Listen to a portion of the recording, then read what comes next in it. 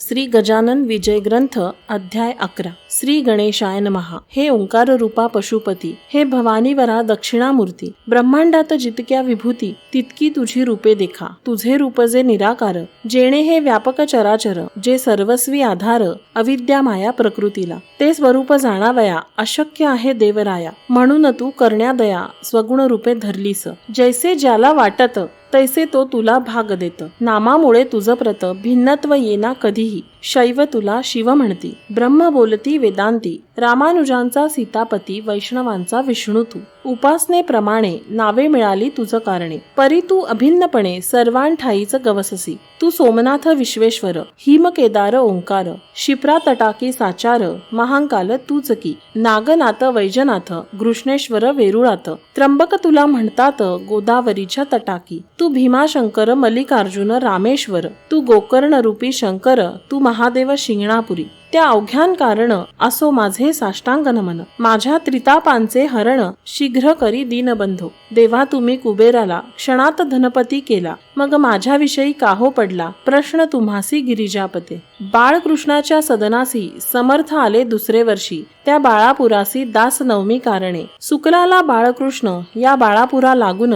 निस्सीम भक्त होते दोन. त्यांची सरीन ये कोणा. यावेळी बरोबर होते पाटील भास्कर, बाळाभाऊ पितांबर, गणू जगदेव दिंडोकार. उत्सव दास नवमीचा सांग झाला तेथसाचा. दैवयोग भास्कराचा तेथेच आला ओढवून. एक कुत्रे पिसाळलेले भास्करा येऊन चावले.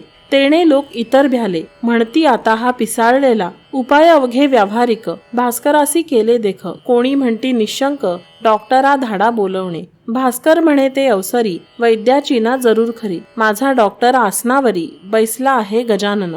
त्याचकडे मजला न्यावे, वृत्त अवघे कळवावे. ते सांगतील ते ऐकावे, आपला हेका करू नका. गजाननाचे समोर आणिला पाटील भास्कर. बाळाभाऊने समाचार अवघा समर्थांस श्रुत केला. तो अवघा ऐकून महाराज वदले हसून.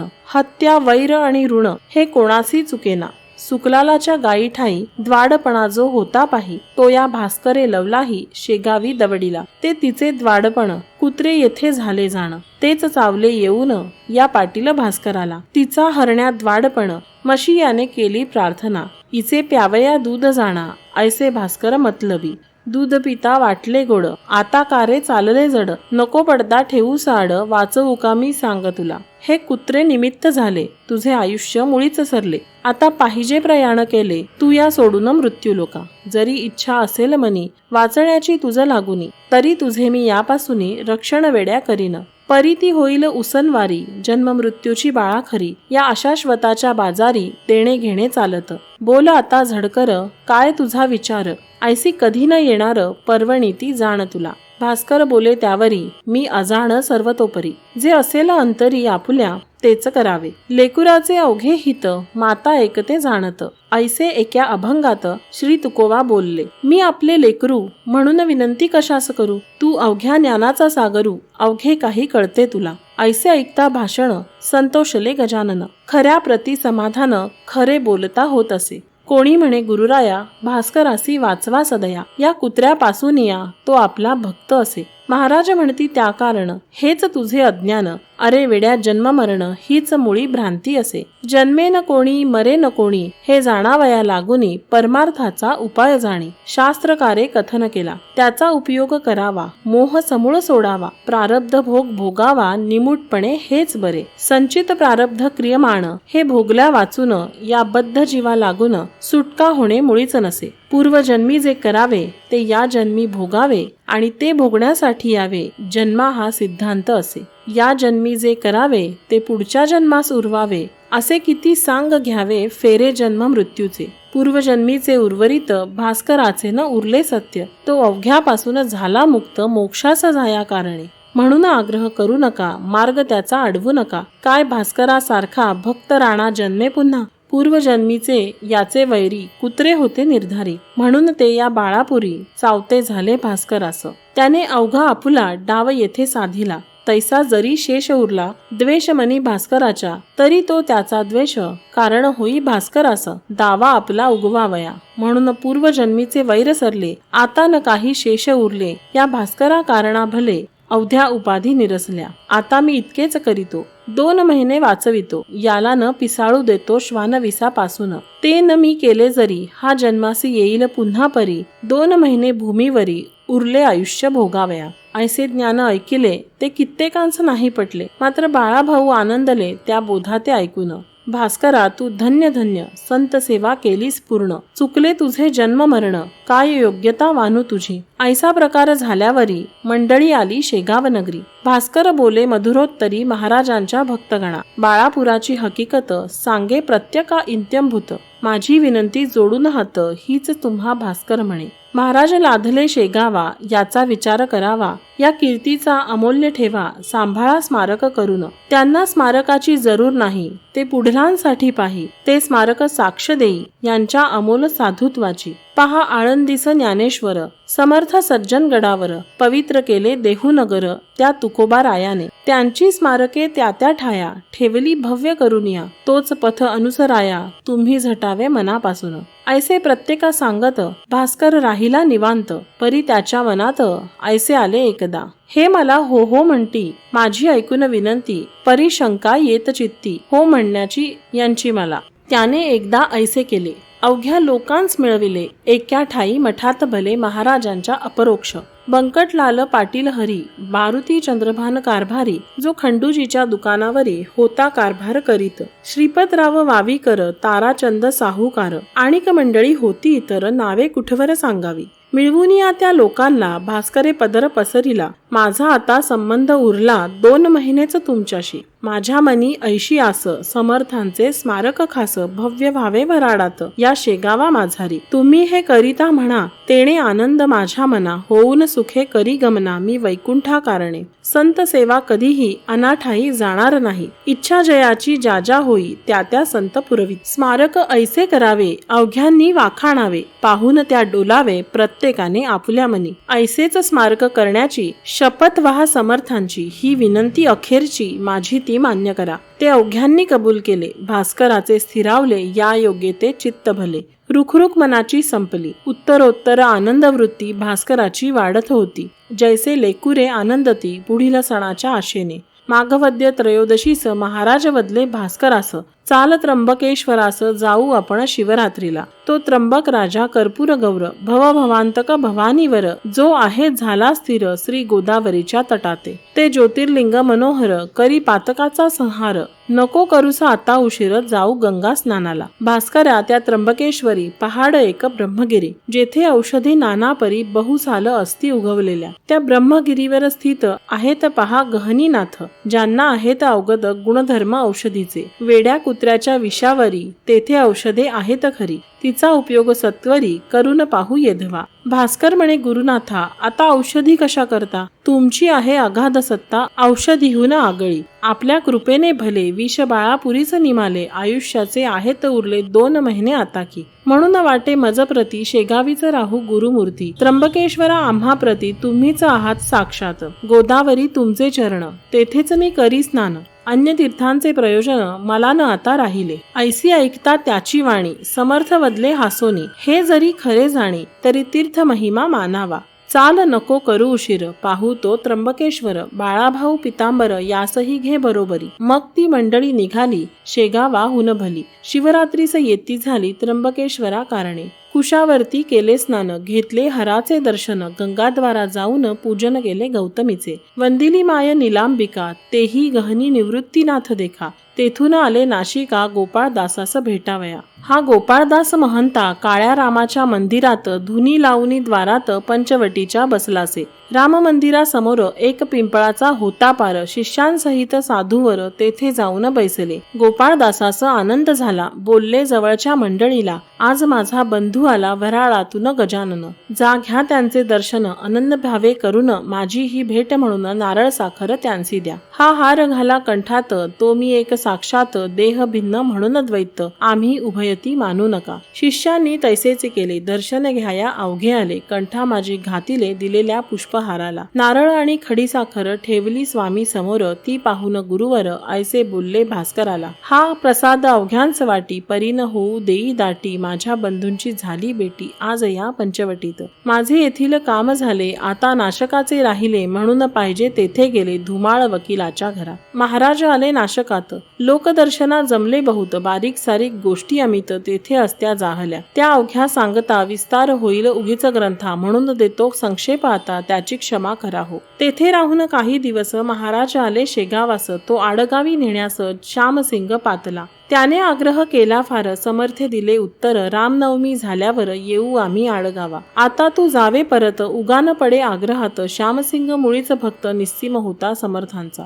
तो आला तैसा परत गेला आपल्या त्या आडगावाला. पुन्हा श्रोते येता झाला रामनवमीस शेगावी. उत्सव करून शेगावात समर्थांना शिष्यांसहित आला घेऊन आडगावात हनुमान जयंती कारणे. आडगावी असता समर्थ स्वारी, चमत्कार झाले नानापरी. एके दिवशी 2 प्रहरी भास्कर लोळविला फुफाट्यात. छातीवरी बैसूनी भास्करा केले ताडण, लोक पाहती दुरून परी जवळी कोणी जाईना. बाळाभाऊ जवळ होता, तो म्हणाला सद्गुरुनाथा, भास्करासी सोडा आता, बेजार झाला उन्हाने. तई म्हणाला भास्कर, बाळाभाऊन जोडा कर, माझा हा साक्षात ईश्वर, काय करील ते करू दे. लोकांची वाटती चापट्या दिल्या, मला होतात गुदगुल्या, अनुभवाच्या गोष्टी भल्या, अनुभवीच जाणत. पुढे घेऊन भास्करासी महाराज आले बिऱ्हाडासी, त्या आडगाव ग्रामासी उतरलेल्या ठिकाणास. बाळाभाऊस बोलले, अवघे आता 2 उरले, भास्कराचे दिवस भले, पंचमीला जाईल तो. आज मी जे कृत्य केले ताडनाचे रानात, ते काहे तुझ प्रत आले असेल कळोनी.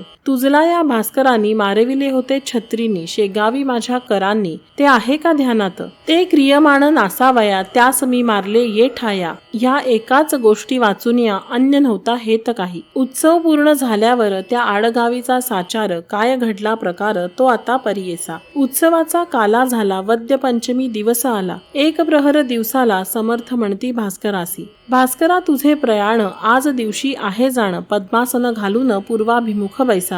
चित्त अवघे स्थिर करी, चित्ती साठवावा हरी, वेळ आली जवळ खरी, आता सावध असावे. इतर जनान कारण म्हणू लागले करा भजन, विठ्ठल विठ्ठल नारायण ऐसे उच्च स्वराने. हा तुमचा बंधू भला, जातो आज वैकुंठाला, त्याच्या करा पूजनाला माळ बुक्का वाहून. भास्करे घातले पद्मासन, नासागरी दृष्टी ठेवून, वृत्ती अवघ्या केल्यालीन अंतर्मुख होऊन या. भक्त भास्करा पूजिती, माळा बुक्का वाहती, ते कौतुक पाहती समर्थ दूर बैसून. भजन झाले 1 प्रहर, माध्यान्यासी आला दिनकर.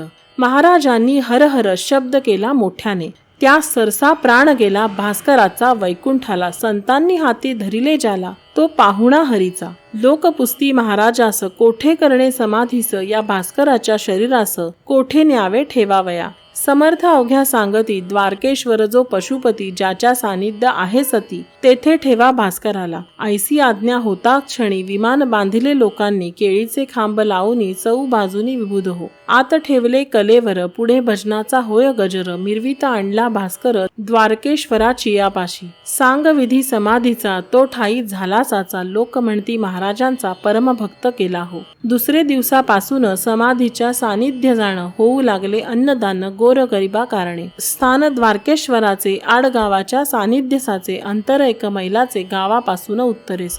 जागा द्वारकेश्वराची परमरमणीय होती साची, झाडी चिंच वृक्षाची होती विशेष ते ठाया.